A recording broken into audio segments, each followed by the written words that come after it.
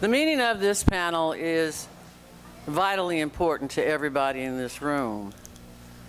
I don't know if you get the Washington Post or the New York Times or whether you watch CNN or MSNBC. I really don't care which medium of communication you receive. But if you've read anything that I've read in the last 6 months, you know that funding for tenants is in trouble. We have heard about proposals that would cut CDBG and home from the HUD budget. We've heard about a reduction of SNAP so people won't be able to eat. We've heard about the reduction of vouchers, which means that in communities across this nation, decisions will have to be made as to who gets one and who stays on one by housing authorities.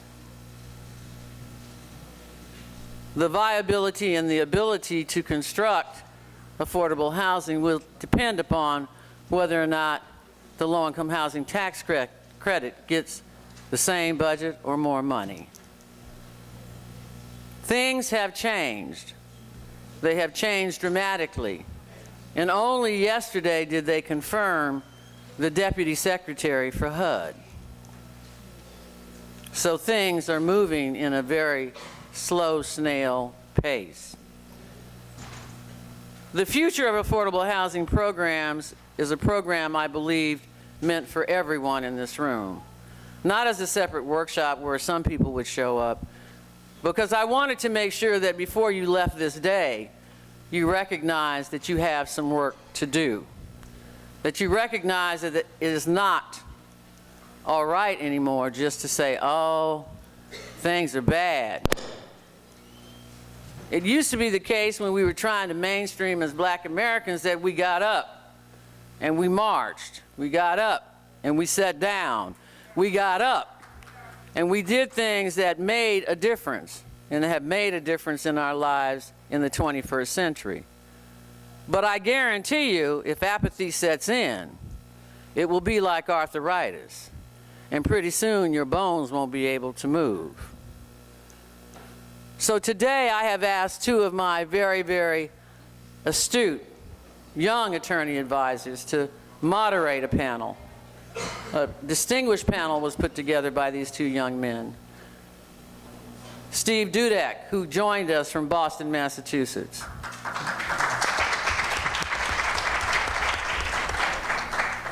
Umar Ahmed, who comes to us from England and those parts unknown. Both of these young men have a commitment to serve the needs of those who are most vulnerable. So I will now pass the gavel to them to introduce their panel and their panelists. But as I said in my opening remarks, please pay attention.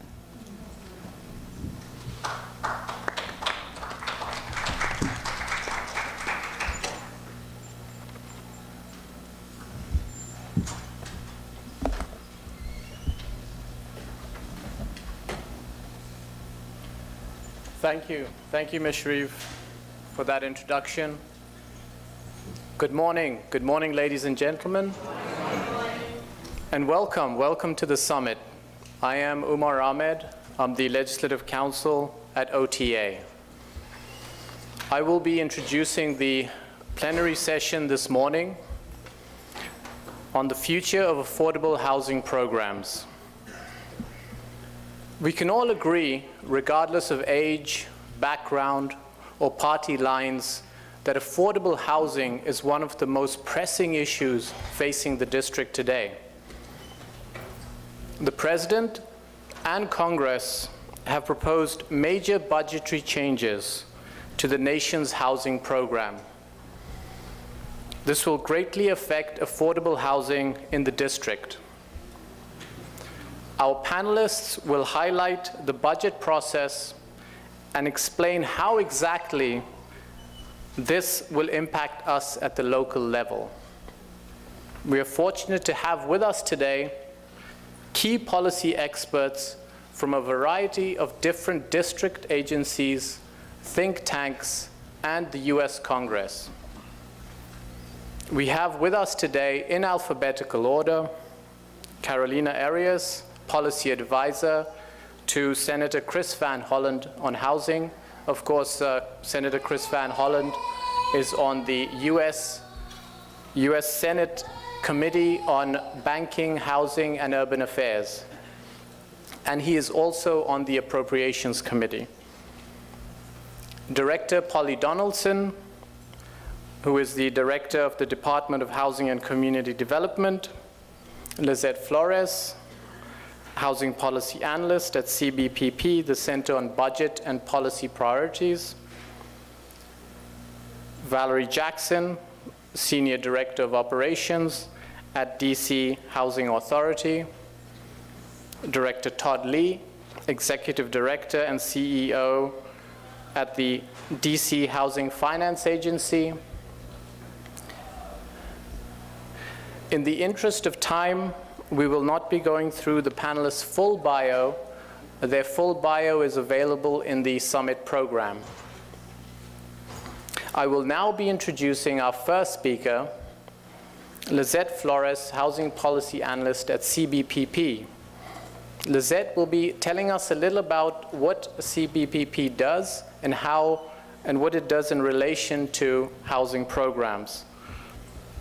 Lisette will also be explaining the overall budget process and how these funds trickle down to the local level. Please join me in welcoming Lisette Flores.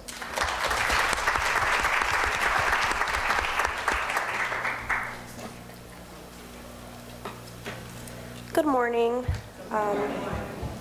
So I'm going to give a general overview of very high-level information of how the budget process works and how specifically it affects housing programs. So the Center on Budget and Policy Priorities is a national advocacy organization. We do research and policy. Research and policy to pursue policies that reduce poverty and inequality across the country. And we focus on specific policy issues, including housing, healthcare, low-income tax credits, food assistance, so food stamps, family income support, temporary assistance for needy families, if you've heard of the TANF program, and things like that. And I'm specifically on the housing team, so I'll talk about a little about our housing programs. The difference with us is we are not a direct service organization, so we don't provide direct services or actually administer any of these programs ourselves. We advocate for them. So that means we go to Capitol Hill and we talk to members of Congress and say, you know, we need more funding for X program, and if you cut funding, these are going to be the consequences against people who really need them. So I want to talk to you about how Congress determines the federal budget. If you look up here, this is a pie chart that shows federal spending for programs for fiscal year 2016. We don't have fiscal year 2017 data yet because that actually ends on September 30th. So we've still got a couple weeks of spending left to determine what the spending is going to look like. But if you take a look, about a quarter of federal spending goes to Social Security, 15% goes to Medicare, 6% goes to interest. So as you know, the United States has to borrow money from other entities, so 6% of what we spend is interest going back to pay those loans. Specifically, we're talking about today non-defense discretionary. Non-defense discretionary is where a lot of these programs would fall into. Discretionary funding means that it's up to Congress to really decide yes or no. It's at their discretion if they would like to fund it or not. And non-defense just means it's non-military, non-war type funding. And for 2016, this is where we get our federal revenues from. So almost half of it comes from income tax. So the money that the government is receiving to then spend on our programs, about half of it is coming from people like you and me, the income tax that they take from us every time we get paid. 34% comes from payroll taxes. Typically, an employer would pay that based on how much their employees make. And 9% comes from other taxes, property tax or estate tax.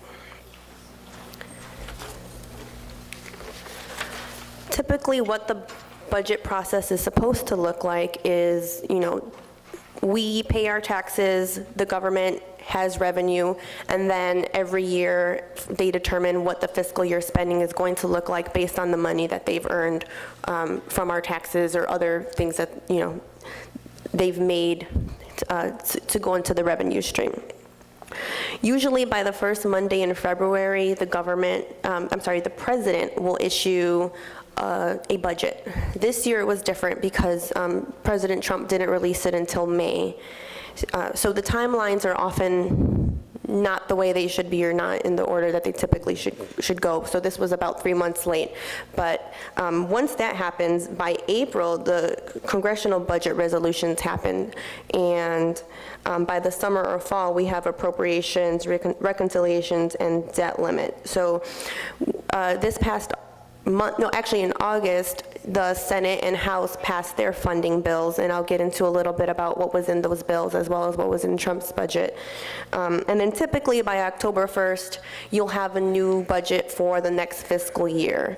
And that didn't happen or won't be happening this fiscal year, and I'll explain a little bit why.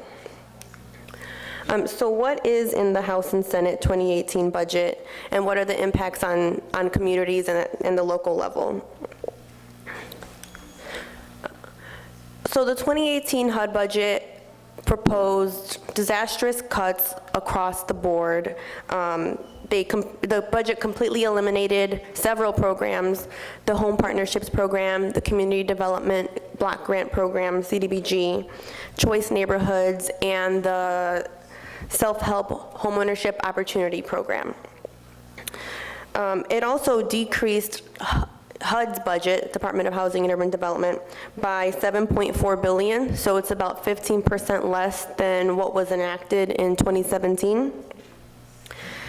And it also cuts vouchers, and we estimate that if Trump's budget were to be enacted, which you'll learn likely will not be, about 250,000 families would have lost their housing vouchers. And for public housing, it cut $1.8 billion, so about 29% of what public housing received last year. The House and Senate bills, both are much better than the Trump budget. They ignore his proposed deep cuts, and it really prioritizes federal rental assistance, renewals, such as voucher renewals and the opportunity for families receiving them to continue to have them for the next year. The Senate bill provides $45.5 billion for HUD programs, which is 4.3% more than 2017, so about $1.9 billion. But it freezes, but the House bill freezes HUD program funding at $43.7 billion. So our organization took a look at both bills, and we feel that the Senate bill is much better. More people would be able to receive rental assistance, and we think more people would lose their assistance under the House bill. So we have concerns, regardless, though the Senate bill is much better. We do think that it might be inadequate to continue funding families currently on the voucher program, and it's also much lower than what's needed to fulfill the needs for public housing. And the reason we specifically focus at the Center on Budget on housing choice vouchers is because it's the largest federal rental assistance program. It receives the most funding in the budget, and it serves more families than any of the other rental assistance programs. So we created a chart, and I apologize if it's confusing or hard to read. I realized that after we created that, even I had difficulty understanding it, but it'll show what major HUD programs received in funding for 2017, and it compares that with Trump's 2018 budget, the House budget, and the Senate budget for 2018. I won't get specific into all of the different numbers and the rows, but again, just know that the Trump budget cut almost all programs across the board and completely eliminated some, while the House budget, yes, is better than the Trump budget, and the Senate budget is the best of all and provides the most resources and the most funding out of all of the budgets. But again, we are concerned that it might not be enough to renew all vouchers. And so what we can expect now for 2018, so Congress approved a continuing resolution. That essentially means that they haven't created a budget yet for next year, and what they're going to do is extend the 2017 level a few months. So we're going to continue operating as if the levels were the same from 2017 to 2018 until they meet and determine a final budget. Usually appropriations or the budget process is supposed to be done by October 1st, and that usually doesn't happen, which is why the continuing resolution comes into play. And then policymakers will finalize the 2018 funding for HUD and other agencies, supposed to be later this fall, and then we would know the contents of a final bill. So what the numbers you saw here, they're not final. These are all proposals, these are what's in the bills, but that can change depending on, what happens when Congress meets and determines their final budget. That's actually the end of my PowerPoint, but I do want to add a little bit about how the national levels end up getting to DC agencies. So the Department of Housing and Urban Development uses, there's nothing there you need to see, so I'm not sure what happened. They use a special formula based on what the final levels are. So once Congress says, hey HUD, this is how much you're gonna get for all of these programs, then HUD uses a formula to determine how it's gonna go to each state and to each housing authority or housing agency. And then it gets divided that way. So that's how you know, if a specific agency may not have a certain amount of funding or maybe they receive more funding. It all depends on the formula that HUD uses. We have a lot of resources on our website and information on the several policy issues I spoke about a little earlier. So if you want to learn more, you can go to cbpp.org. And if you click on research, you'll see all the various items we work on, and you can click on housing, take a look at some of our fact sheets and our policy papers. And that could be very helpful in helping you understand how these budget processes impact you at the local level. That's all for me. Thank you.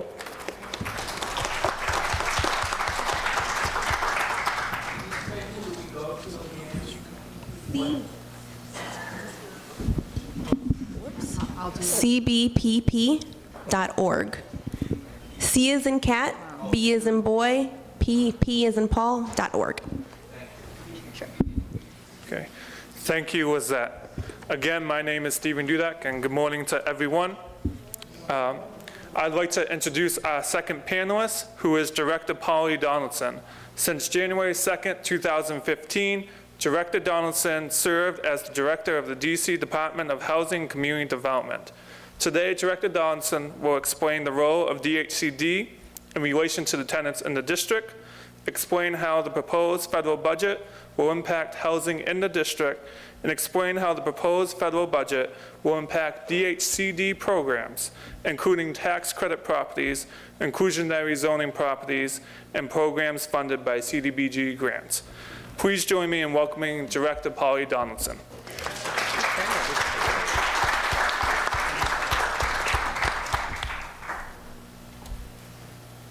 Good morning. All right, I'm so glad to see such a great turnout for this extremely important issue. And thank you very much for that kind introduction, Stephen. I have a little bit of time here, I know, and I want to be able to cover quite a bit. But let me first give you, first off, greetings from my boss, Mayor Voucher, who has appointed me to implement her vision for affordable housing and working with tenants and homeowners across the district. So let me bring those greetings to you as well. I think many of you know, come from the nonprofit sector. This is my first time in government, and I was a executive director of an affordable housing and homeless housing organization that has operated in the district for close to 30 years, and by the end of my time there was housing over 500 families from the homeless system. That's, so I say that, and I always try to give my background a little bit, just so that you know that where my passion is, where my concern is, where my thoughts are for how to take numbers and policies and such and translate that really into housing for people, residents like you here in this room. So I always like to start from there because I know that it's really, you can talk housing units, you can talk dollars, but really we're talking people. We're talking residents. We're talking safe and secure housing. So let me emphasize that. And that is the mayor's vision, because as you know, and you've probably heard her say this, whether you've been here 5 minutes or 5 generations, anybody who wants to live in the District of Columbia and wants to stay in the District of Columbia should be able to. And that's what our work is here to do. So to my colleague, Johanna Shreve from the OTA, the Office of Tenant Advocate, to Director Todd Lee, who is here from DC Housing Finance Agency, as well as the Valerie here from the Housing Authority. We are the housing entities. We are the housing agencies here in the district. But I want to focus particularly on my agency, the Department of Housing and Community Development. And also, I'm going to take a little point of personal privilege to say I've just come back from New Orleans, and some of you may have seen this on Twitter or other social media, but the district, for the first time in, I think, maybe ever, has received a national award for its comprehensive housing strategy, for its creativity, for its innovation in implementing a comprehensive housing strategy. It's for the whole district. It's for every one of us that are involved in housing, but I was delighted to receive the Larson Award from the Urban Land Institute in New Orleans this past week. That's a big deal. That means what we're doing, a national organization is recognizing what we're doing, because we are a model for other cities of how to take and combine resources and political will. And remember that part, because the resources wouldn't be there if we hadn't organized and advocated. And I must say, it is such a privilege for me to be able to implement the programs and resources that I advocated for when I was in the nonprofit sector and in the advocacy work. So it's even more of a thrill in that way for me. So what does DHCD do? Well, we have 5 basic priorities: production of affordable housing, preservation of existing affordable housing, promoting and expanding home ownership so tenants can become homeowners, ending homelessness, working with our colleague organizations, the Department of Human Services, the 2 housing entities, and of course OTA as well here in the district, and also addressing the impact on neighborhoods of vacant and blighted properties and making sure that we return them to productive use as assets in neighborhoods. So what are some of the programs and resources, just to give you a general sense? You may have heard about them over the years. You helped create the political will for them. The Housing Production Trust Fund. How many of you have heard of that? That is what funds the development of new affordable housing and the preservation of existing affordable housing. And each year that she has been in office, Mayor Bowser has committed $100 million each year to that fund. That's a principal reason we got that award, folks. No other municipality invests as much in affordable housing for the gap financing to make projects work. You'll see some examples a little bit later. This year, in the budget process, the council agreed to the mayor's proposal for a specific preservation fund to ensure that we're going to be able to continue to preserve our existing affordable housing. So with a $10 million seeding of that and looking to grow that with private investment, stay tuned in this coming fiscal year as that fund gets off the ground, and together with my colleagues, we work to use that to specifically preserve existing affordable housing. HPAP, the Home Purchase Assistance Program. I know I'm speaking with tenants, but tenants become homeowners across this city, and we're doing more. We've actually increased the size of the HPAP program loans from 50,000 to a maximum of 80,000. Why? Because we know the housing market here. We know that it's not, that we need to make sure that if we're going to give down payment assistance, that we are making it enough so folks can actually purchase in this market. So I think that's a big change. It's one that the council also supported and one that we're working on implementing as we speak and are implementing. And that has led to a 1/3 increase in the number of HPAP loans. That means 1/3 increase in the number of families who have become homeowners here in the district, which is great news. We also implement the Topa Program, which is an important preservation tool, the Tenant Opportunity to Purchase Act. And that is where, how many of you have participated in a Topa? Yes, I know there's some. I see one in the front row right there, but I know there are many others as well. I can tell you that this is the way that DC is unique in this way, and what we have done is been able to take our local resources and occasionally our federal resources and work towards helping tenants become owners and preserve their affordability, and also create safe and secure conditions and repairs where they are needed as well. And I will talk about IZ a little bit later, but let me get into, if I could, the first, there we go, that worked, excellent. I want to talk about how we at Dhcd do use our federal funds. And just to give you, let me give you the ballpark number, that of all those numbers that Lisette showed us, and I really appreciated her budget presentation, the district receives about $32 million a year of those total appropriations. So it is an important piece of our strategy. It's not our sole source, so that if the federal money goes away, we still have our local investment, but we leverage those federal dollars in a way that I think sends a very clear message to Congress that these are investments by the federal government that we at the local level embrace and multiply, and we need those federal resources very much. So here are the general program. You heard them described. Community Development Block Grant, also known as CDBG, the Home Investment Partnership Program, the Emergency Solutions Grant, the Housing Opportunities for Persons with AIDS, also known as HOPWA, and this new program, the National Housing Trust Fund. So let's start with the Community Development Block Grant. Our allocation in the last 2 fiscal years has been in the $13.5 million range, $13.7 million.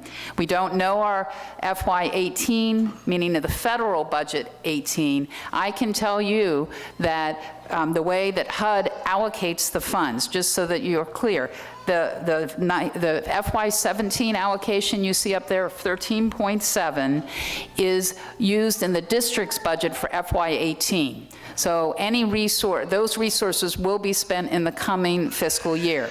So even if the program were to be zeroed out, we still have this allocation for this coming fiscal year. It's the next fiscal year that we are very concerned about and want to work with our federal partners to ensure that those resources are there. CDBG funds must tie to one of 3 program objectives. Either it must benefit low and moderate income families or individuals, it must decrease slum or blight in neighborhoods, or it must address an urgent need. What we use CDBG for, in addition to housing development, rental housing development, if you've been watching, for example, the developments up at Walter Reed, up in Ward 4, CDBG funds will be supporting both of the homeless housing programs that will be, housing developments that will be developed there to house homeless veterans and homeless senior citizens as well. That's an important use of CDBG. But we also here in the district use this to fund, I think, what are critical housing services, including housing counseling, including counseling and support to tenants who are organizing for Topa, including small business technical assistance to help neighborhoods and communities develop their small businesses to go with their housing developments as well. And these are the list of organizations. I won't read them all, but these are the local community-based organizations that our CDBG funds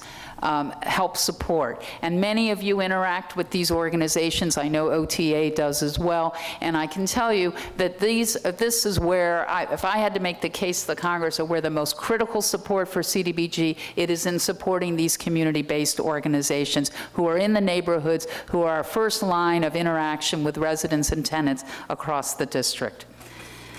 Next, we have the Home Investment Partnership Program, which is actually funded at about $3.8 million. What does that fund? Well, specifically, it can fund, and it is through competitive bids, projects that are providing, particularly for low income, particularly for under 30% of the area median income. So families and individuals earning from $0 or having zero income up to about $35,000 a year. And these funds specifically get used for that and have over the years supported housing developments as well. And 15% of these funds are set aside for what are called community housing development organizations, of which we have a couple here in the district. I'd love to see more, so if you're with a community-based organization that does housing development, come see me afterwards. I'll be happy to talk with you. But there are two that we do work with now. MANA, many of you have heard of MANA. They're a terrific organization that does both home ownership and rental housing. And Jubilee Housing, which is based in Ward 1, but has worked extensively, and we just recently helped them with their project at Columbia Road and 15th Street, the Maycroft. You may have heard of that project, but Dhcd has been supporting them with some of our federal resources as well. There are two other grants that go through Dhcd to other agencies. The Department of Human Services implements the Emergency Solutions Grant, which is specifically used for homelessness, ending homelessness programs and rapid rehousing. That allocation is $1.2 million, in addition to other federal funds they receive for ending homelessness as well. And then again, the Topa Program, which goes through the district's Department of Health. They administer that. That $11 million is actually for the whole region, meaning the Montgomery, Prince George's, and Northern Virginia, as well as the district, and the Department of Health administers that on behalf of HUD for that. And then there is a new source. Am I at the right place? Oh, I'm sorry. I went back. The National Housing Trust Fund is a new resource that has been long dreamed of by advocates at the federal level, including at the Center for Budget Priorities and others as well. And I will tell you that it finally got funded in this last fiscal year, and we will be receiving $3 million. That's our allocation. We're treated as a state, even though, as we know, we're not a state, but we are treated as a state in terms of the allocation of federal resources. It's done proportionately by population. So even though we have more people than Vermont and Wyoming, we get approximately the same amount as that minimum amount for population. In this case, it's $3 million, and it's targeted at the most needy, the most vulnerable, at the under 30% of AMI. And you can see the other details of how that's to be allocated. The key to this and to any resource that comes from the federal government is the affordability covenant that comes with it.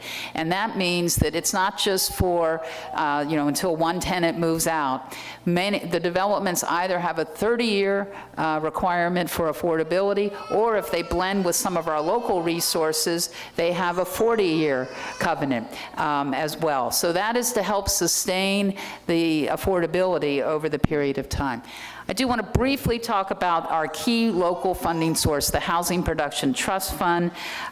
We administer that on behalf of the district. It is $100 million each year. We have been taking care of the backlog of projects that we inherited, so we've been actually spending more than $100 million a year, getting more money out the door for more projects across the district. And we are very soon going to be announcing the results of the last opportunity for funding that was closed in June, and we should have those announcements in the next few weeks.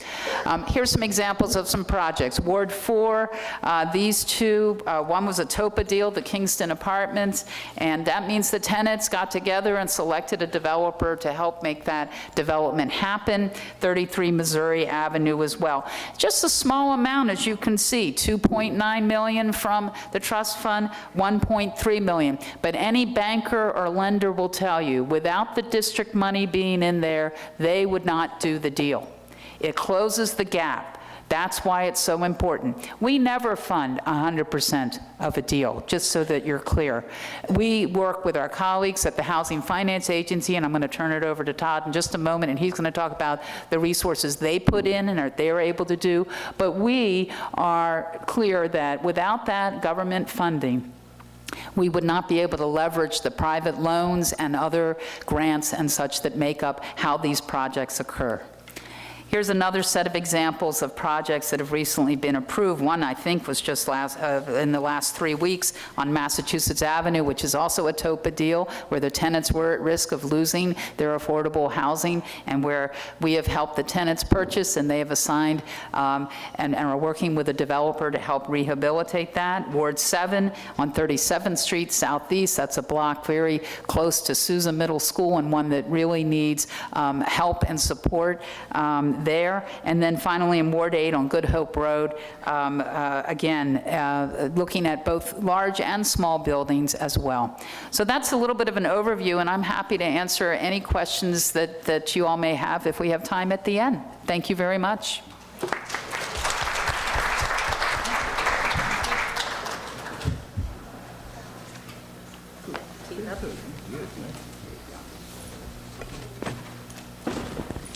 Okay, thank you for that, Ms. Donaldson. I will now be introducing Director Todd Lee. Director Lee is the Executive Director and CEO of the DC Housing Finance Agency. Director Lee will be explaining the role of the HFA in relation to tenants in the district, explain how the HFA helps tenants interested in home ownership, explain how the proposed federal budget will impact housing affordability in the district, and finally, elaborate on other non-federal sources of funding. Please join me in welcoming Director Todd Lee. The money guy.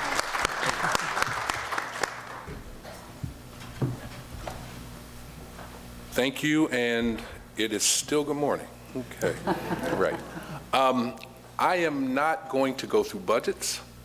I am not going to talk about how, federal, state, local dollars actually, navigate their way down through and into actual projects. I'm actually going to talk about, what all Polly and Lisette described, what that really means at the neighborhood level and at the project level, where it actually touches our residents, our tenants, and our citizens.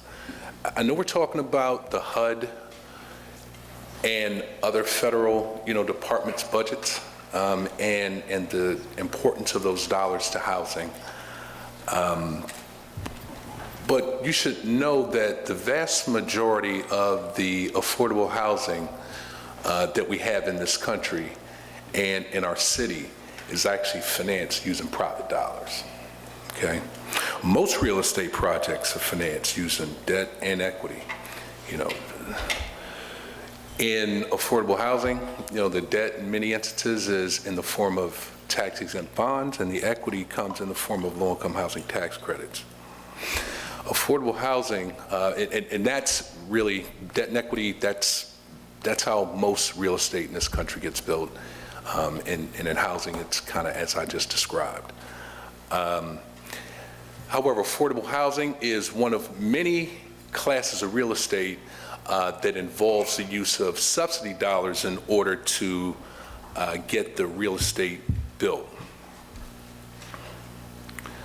Banks, insurance companies, and other corporations actually provide that private capital through the purchase of the bonds. The bonds is the debt, the mortgage on the property, and the equity is the owner's contribution to the project, one that they view as their investment, in the real estate itself.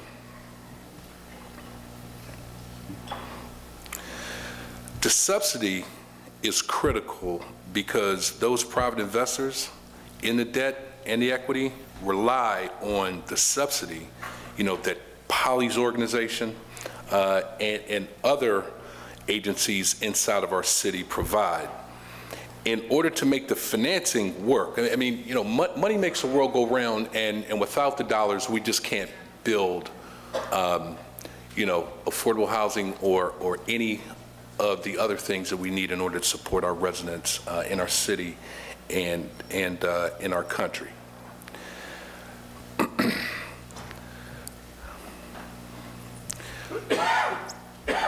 The way in which the subsidy comes in supports many different things. It supports actual financing gaps in order to get the real estate built.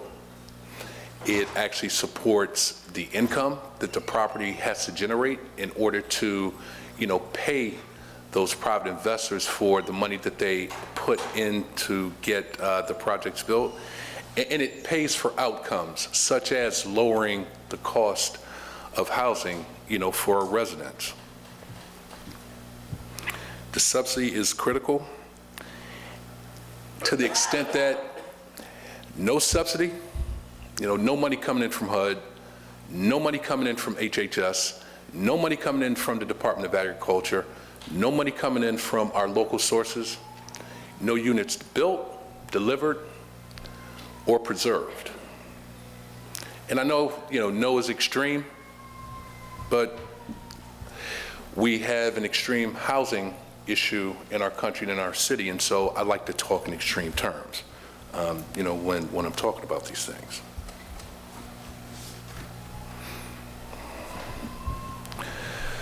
DCHFA and our role in this process is that we actually issue the bonds or the debt and facilitate that private capital coming into our affordable housing deals in the city. We also, as Polly indicated, are the, I'd say, sub-allocator of the 4% low-income housing tax credits, which provides for that equity coming in to the projects themselves.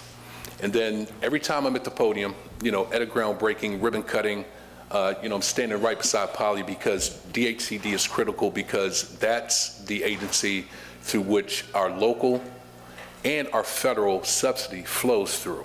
And again, without those dollars, our financing just simply does not work. And that's a tagline, but I mean it. I absolutely mean that. It's critical. How we actually touch tenants. We deal primarily with developers, but our interaction is really, and our involvement indirectly affects the tenant or the resident experience. It starts from the moment a deal comes into our office, and we're underwriting that deal, because we're asking questions. Does this project meet the objectives of the program that's being used in order to get this project financed? Is it serving the right residents from an income standpoint? Is the developer a credible developer? Is he going to he or she or it have the wherewithal to deliver the project on time, on budget, and based on what the actual plan is? Does the project meet our city's housing objectives?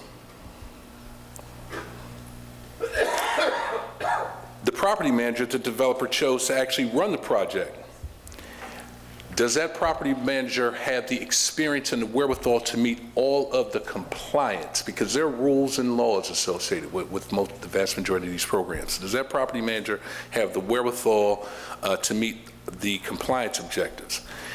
Does that property manager have a good reputation and track record in upkeeping the project? Because again, this is about safe, affordable housing. It's about quality affordable housing as well. And then, finally, is this project from a financing standpoint one that is sustainable? Not sustainable in the sense of green, but just because we can get it built today, that's important, but equally as important is, does this project have the type of financial feasibility that the same quality that's there on day one is going to be there, in year 10? The housing is a long-term proposition, and our financial underwriting, we need to make sure that it's sustainable, because we need the owner and the property manager to be in a position where they can actually upkeep, the actual rental home. Okay. Once the deal is built, we go into the asset management phase. And again, there are a lot of laws, rules, that accompany these programs. And from a compliance standpoint, we have a team inside of DCHFA that actually works, with Dhcd and the Housing Authority as well to make sure that our developers are complying. Are they upkeeping the property? The physical condition is over time, is it acceptable? Are the right people continuing to live, in the projects that we financed? And is the project continuing to be financially feasible? We're looking at the numbers as well, because in year 2, in year 3, we want to make sure that in year 10, the project, again, is the same or the similar project that we delivered on day 1. And so the subsidy dollars are critically important. They're important because, once again, without them, we couldn't bring the private financing, the private dollars, the private capital that we need in order to get our projects built, our communities built and maintained for the benefit, of our citizens of the District of Columbia. One other way in which we touch residents as well, there are reporting requirements associated with the financing that we provide. And so, we get vacancy numbers. We know about, vacant units within, specific communities. If you go to our website, there's a link that gives a snapshot of available housing units, in projects that we financed and communities that we financed over time. And we maintain that database. And so if you go on to www.dchfa.org,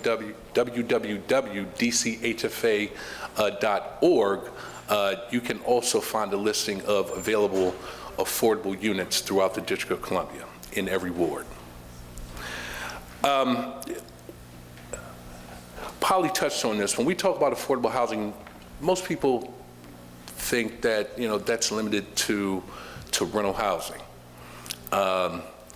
But we believe that homeownership in this city across all income bands is equally as important. I refer to homeownership really as that wealth building secret weapon.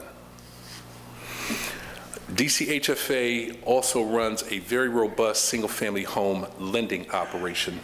Our largest program we refer to as DC Open Doors, where we provide home purchase financing that links to Fannie Mae, Freddie Mac, and also FHA as well.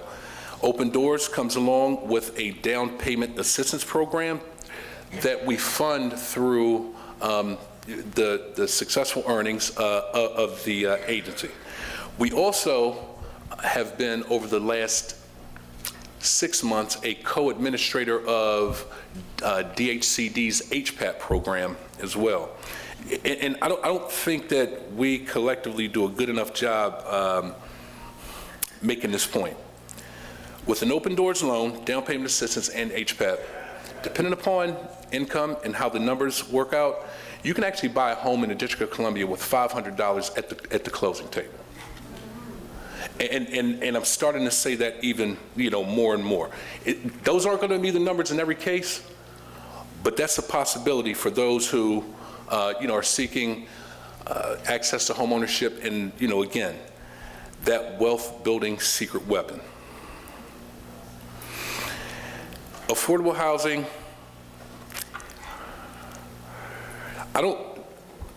I and many don't believe, particularly in the corporate world, that affordable housing, is solved solely through the public sector.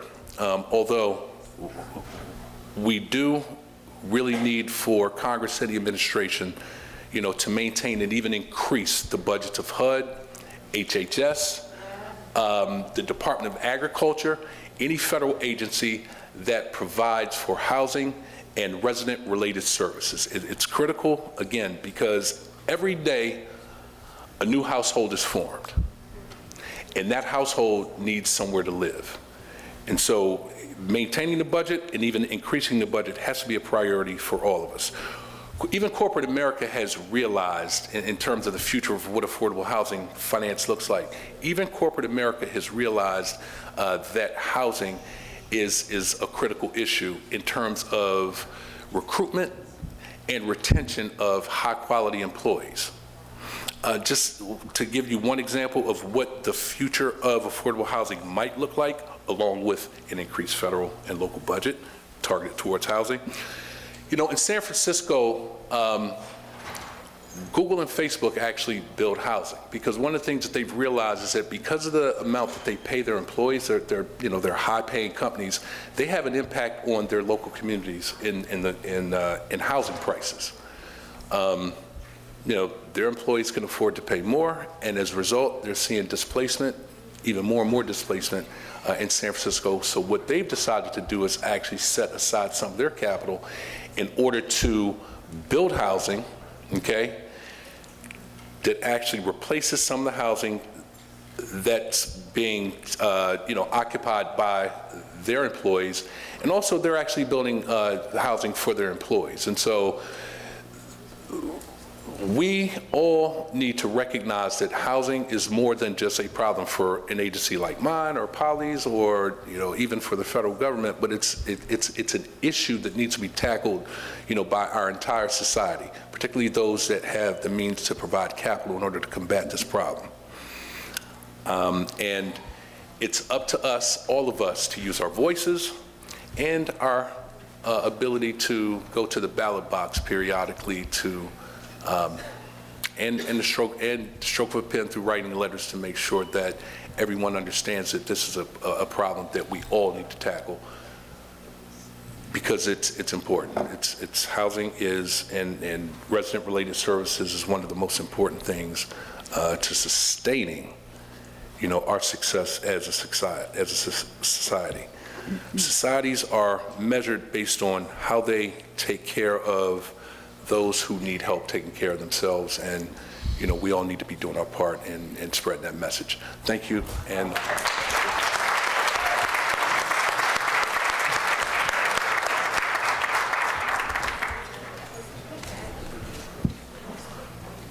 Great, thank you, Director Lee.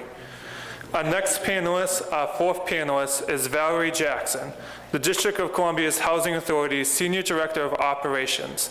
With Ms. Jackson's 33 years of experience in public housing and community development, she will explain the role of DCHA in relation to tenants in the district, explain how the proposed federal budget will impact affordable housing in the district, explain how the proposed federal budget will impact DCH programs such as public housing, Housing Choice Voucher Program, Local Rent Subsidy Program, and project-based vouchers.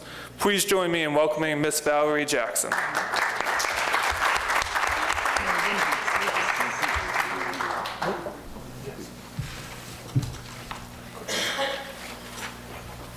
Good morning, or good Saturday morning, I should say. We're here this morning to talk about public and assisted housing. I'm from the District of Columbia Housing Authority. I'm the new Senior Director of Housing Operations. This is a new position. I've been here since May, and I'm still learning about the DC Housing Authority. However, I've worked for 33 years in public housing across the country, across the nation, north, south, east, west, hurricane relief, you name it. I've worked at Hope 6. So I'm still learning about the DC Housing Authority, but we're here this morning to have a conversation about housing, public housing in the District of Columbia. I have a presentation here. I think, oh, it's my name up there, right? Valerie Jackson, because the early one I sent was Nathan Bovell's name was still up there, the ED. Okay. Public housing programs that we have. I'm not going to read this PowerPoint to you. I'm going to talk from what I know so we can have a conversation about this. There are three major public housing programs. Pay close attention. There's the conventional public housing we know that people call the projects that we don't. We call them housing developments. There is the Section 8 program that HUD says you can't call that anymore. It's the Housing Choice Voucher Program. But up under Section 8, there are other special voucher programs. So it's still under Section 8. Well, you know most of the vouchers. We have the Capital Fund Program. This is the money that we get from HUD to do major renovations to public housing developments. When I say major, that means that whole systems, not just 1 or 2 units, but we'll go through a development and make a major upgrade. We have special grant programs, whether it's a family self-sufficiency program, it may be a safety program. Used to have drug elimination programs, but that went away for the residents. Any other type of program that is not in the 3 major categories that we have. Public housing. DC has 8,300 units of public housing spread across the city in 61 developments. Now, I'm going to tell you some things today that you don't know about us because we're probably one of the most misunderstood agencies, as most public housing authorities are. So I'm going to tell you not what you know, what you don't know. 61 developments spread out through the different areas in the city of the District of Columbia. We have approximately 15,000 housing choice vouchers. Some of them are regular vouchers, some of them are special purpose vouchers. One of the special purpose vouchers would be family unification vouchers. Does anyone know what that is? Okay. When someone has been incarcerated or families have been split up, there's a special voucher that we use to reunite families. It's called Family Unification Voucher. So if someone had a family member that was incarcerated or away for some reason, and they wanted to bring these families back, that person back into the family, then we use a family unification voucher. We only have a small amount of those, but we do have that program, which is a very, very critical program when you are talking about keeping families together. Public housing. We're in the process now of doing some redevelopment and have done a lot of redevelopment. You probably have seen some of the Hope 6. There's some other development projects that are going on. There is a new program that's called Rental Assistance Demonstration. That's a conversion program. What happens under this program, and this is coming, it's in a lot of cities now. San Francisco is almost done with theirs, so it's coming, so pay attention. What happens under the RAD program, and that's what we call it, Rental Assistance Demonstration Program, is that instead of being public housing units, units are converted, or new units are built, and they become project-based vouchers. Now, what is a project-based voucher? There are 2 different kinds of vouchers. One, the voucher stays with the resident, with whoever the participant is, and they can take that voucher and they can move around with it. They can move anywhere in the continental United States and any of our territories, Guam, anywhere else, and take this voucher if they have a voucher program there and use that voucher. That is a tenant-based voucher. You have a project-based voucher, which we have many of those. That means the subsidy stays with the unit. It does not move around, so whoever moves into that unit can have that subsidy. Under RAD, we are going to take public housing units, and this is not just us, it's all across the country, and convert them into project-based vouchers. Ask me why? Because HUD is moving away from public housing, and they're moving to a private model. And that is vastly different from what we know, which means that we will have to be, as a housing authority, more self-sufficient. How do we be self-sufficient? We won't get all the capital fund that we used to have, because we've used that up to convert to RAD, because we have to take that capital fund and use it to convert units and leverage to borrow money. So now we're in debt. So how do we keep up our new developments under project base? We have to collect more rent. So now we go back to our budgeting. Right now, HUD gives us our budget every year, our federal budget, but guess what? They don't fund us at 100%. People think that, oh, just HUD just shovels money into the housing authority. We have to earn that money. There was a time when I first got in housing where HUD funded us at 100%.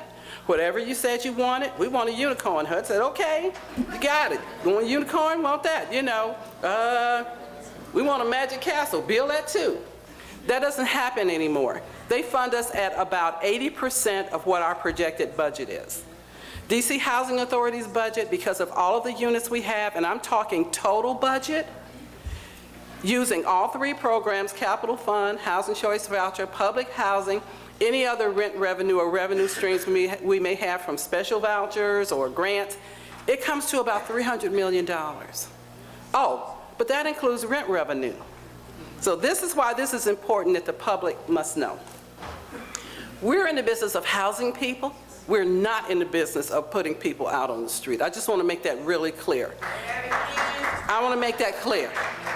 We are in the business of housing people. And I can say this because I mean it. I've been in many different positions in housing, including a hearing officer. So I understand. I haven't just worked at public housing, I worked in public housing. We're in the business of housing people. But this is what happens, and this is what you must know about the budget. Pay attention, because this is really important.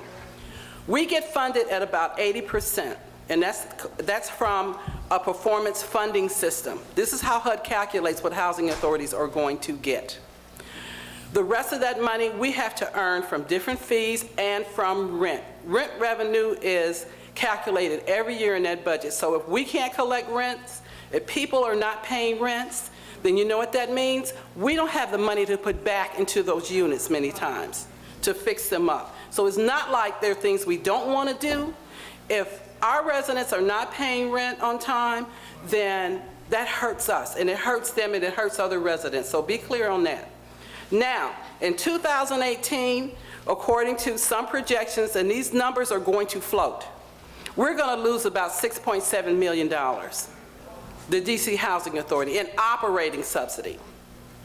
We're going to lose about $9 million in capital fund. Capital fund has been cut every year. You know what we do with capital fund? We put in new kitchen cabinets, we put in hot water heaters, we do major renovations. We lose that money, then that means we have to make it up somewhere. So please understand that. We're going to lose money in the Housing Choice Voucher program. About $23 million to fund 1,700 families. However, don't go aghast yet. We couldn't make it up in RAD because that's a new voucher allocation. Every time a new program comes on, we get new vouchers. So we're going to try to do the best we can do. The voucher program is real tricky with its budget. Listen real close. There was a time, too, when we say, HUD, we had 12,000 vouchers. And they say, okay, well, 12,000, let's see, tick, tick, tick. They get out the calculator. That comes to X amount of $1 million. We're just going to give you that. Okay. They changed that. Now we have an allocation system where we may have on record 12,000 vouchers, and based on that and based on the fair market rents, which are the rents that HUD put out every year for area, for every major area. They say this is the rent that you should be paying. So what HUD does is say, okay, you say you got this many vouchers, we're going to give you this much money. Yeah, but guess what? Rents are so high and they're rising until we may not be able to fund 12,000 vouchers with the money you give us because you're only giving us a certain amount of money. Which means with our system now, you get, say 12,000 vouchers, we give you $12,000. Keep it simple. Yeah, but a two-bedroom unit may be $2,500 or $2,800. So we have to take that $12 million and fund as many vouchers as we can. Basically, what we are doing, we're backing up into this money, because this is all we're going to give you. So if you can fund 12,000 vouchers, fine. If you can't, then you fund what you can. But you better use this money. That's called utilization. So that's how the voucher system works.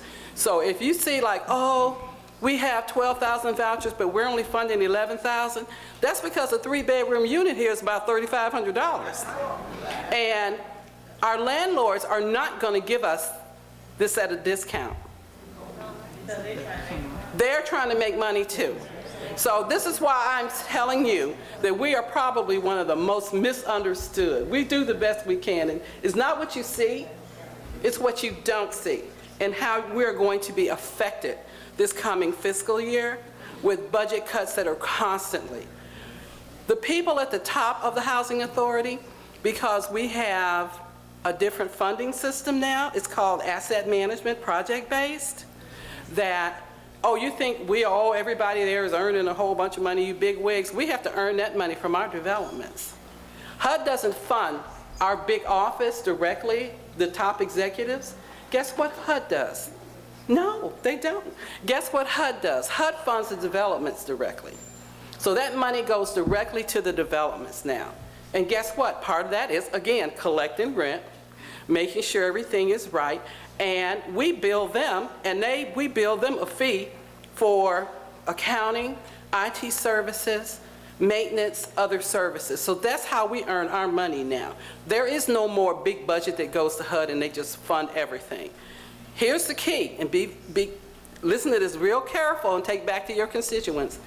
Again, if people don't pay rent to those developments to where you live, then that means that's less money that we have to do repairs. It also means that these developments are going to start falling into despair because we don't have the money. The capital fund has been cut. If people don't pay rent, HUD won't give us any money. And so we have to take what we can and we have to stretch it. What happens when a development falls into despair? No, the rent doesn't go up. What happens was we have to do what's called a physical needs assessment. Now this is Housing 101. That's why I told you, I'm going to tell you things you don't know. If that assessment comes back and says that it takes more money to renovate this development than it does to tear it down and replace it, that's when you start getting a development. So there are a lot of moving parts that go along with this. Our money has been cut in the district and other housing authorities, but here it's most critical because we have one of the greatest needs.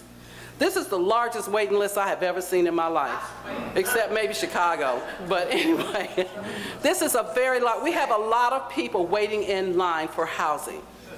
It's not that we don't want to house you, it's just that we don't have the units. Sometimes we have vacant units and people will say, well, you got vacant units. Well, yeah, you better see some of them when, once they become vacated, or some are older and it takes us a long time to bring it back up to housing quality standards, or close. So it's very critical that you understand, and the most misunderstood agency, and know that we are in the business of housing people. We are not trying to put people out, and we're not trying to not house people. It's just that our life has become so complicated over the last 10, 15, 20 years until we are trying to keep up.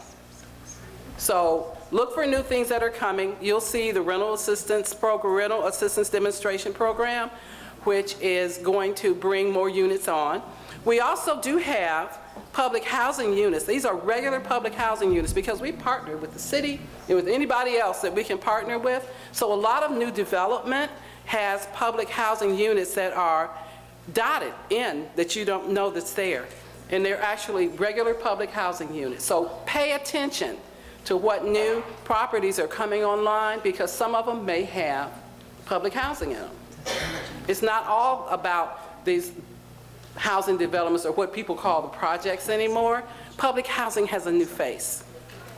So you have to keep up, you have to go online, you have to come to the forums, you have to learn what public housing is going to look like, because it is going to look vastly different than what we have known since 1937, okay?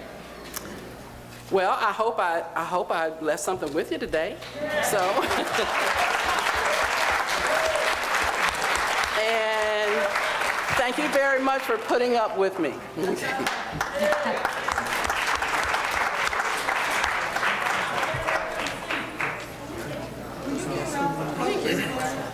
I'll be here.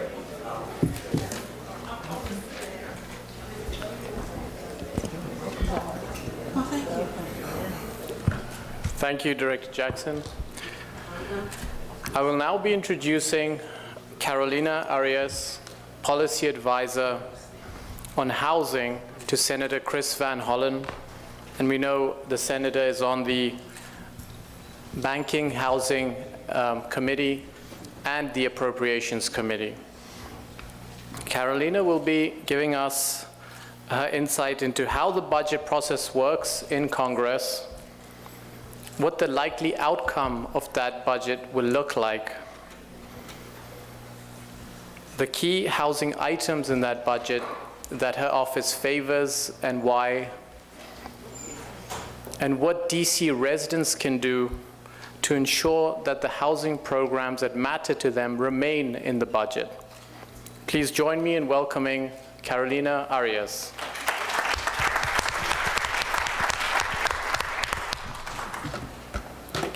Hi, everyone.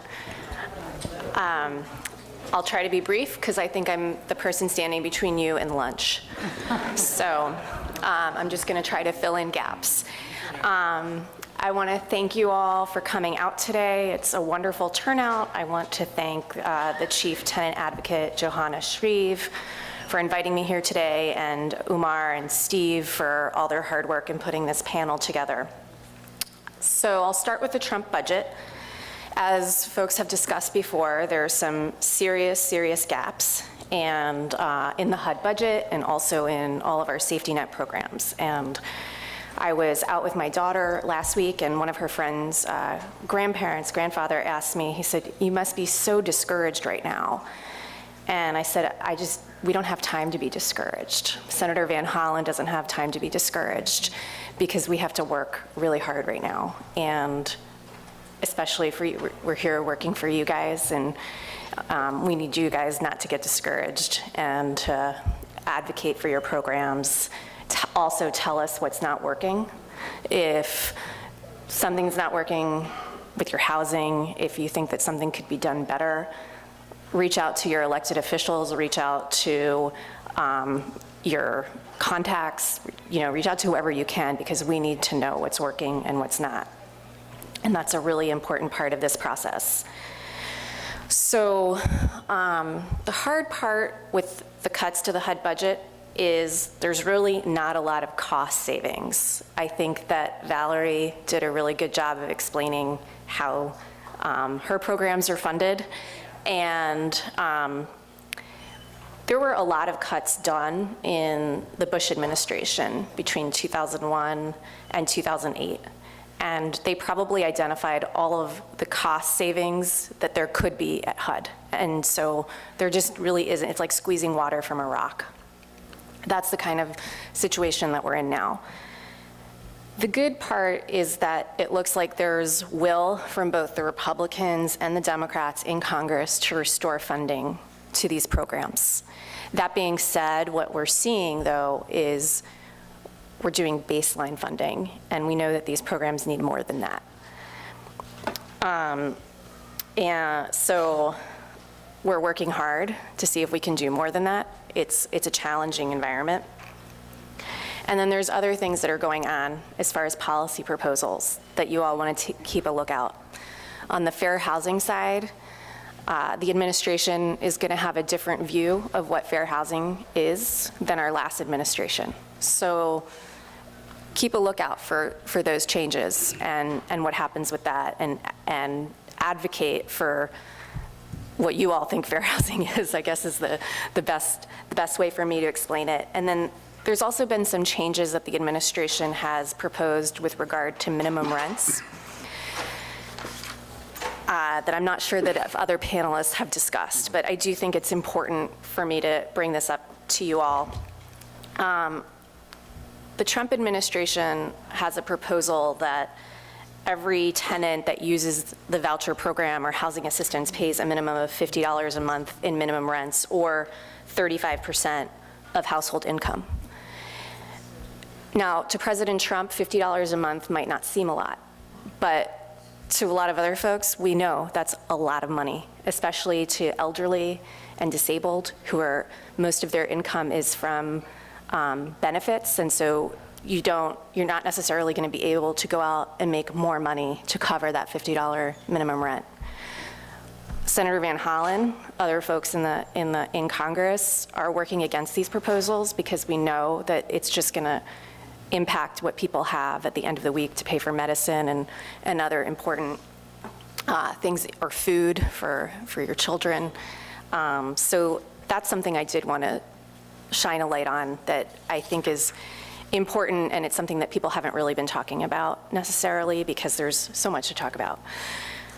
And then the other thing I wanted to say is I was with Senator Van Hollen yesterday in Baltimore, and we were talking with folks about ways to reinvigorate certain neighborhoods in Baltimore. And we talked a lot about housing, but we also talked about the importance of having holistic programs and making sure that we have programs so that we can work on increasing wages, which is so important, working with ex-offenders who are having trouble getting jobs that pay them a livable wage.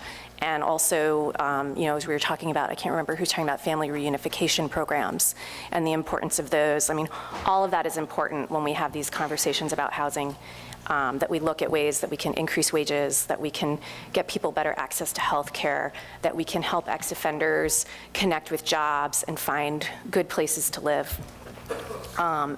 So I want to thank you all for coming out today. If you have any questions, I'll be here for a little bit. I don't want to take up much more of your time, but I just want to say that Senator Van Hollen is working really hard for all of you. He firmly believes in statehood, and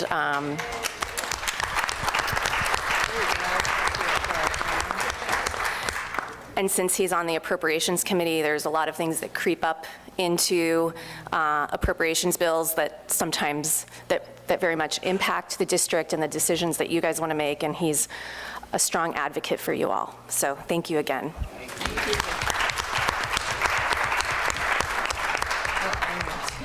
One last thing.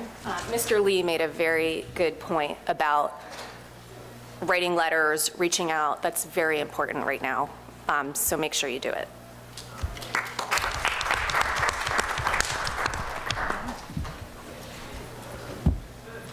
So in an instance of time, as you can tell, it's lunchtime right now. We want to first thank the panelists for coming. And I know a lot of them mentioned that they'll stay a couple of minutes to ask them questions. Please feel free to come up, ask them questions. If you're unable to speak with them, you can come see me. I'll write your question down and I can see to get your question answered. Again, I just want to reiterate what the panelists have said. It's really important to be informed and to be knowledgeable about this topic. Federal funding does affect affordable housing in the district. And so it's really important to be informed, attend the forums, as Ms. Jackson said, and as Todd Louise said, that housing is a society issue. And it's really important, and as Director Donaldson stated, that there is concern with this fiscal year, but there's grave concern for next fiscal year as well. This problem is not going to go away, and that's what we're hoping that this panel did, was to inform you of the potential crises ahead. At this time, if Ms. Shreve is here, I would like to have Ms. Shreve come up. I do not see her. But before you guys leave, in your packet, we do have evaluation forms. If you could fill those out and hand it to the members at the door, that would be great. And then we will dismiss you, and you guys are more than welcome to go to lunch, which will be go out through that hallway, and down to the right, there should be staff members directing you to lunch, okay? Great, thank you.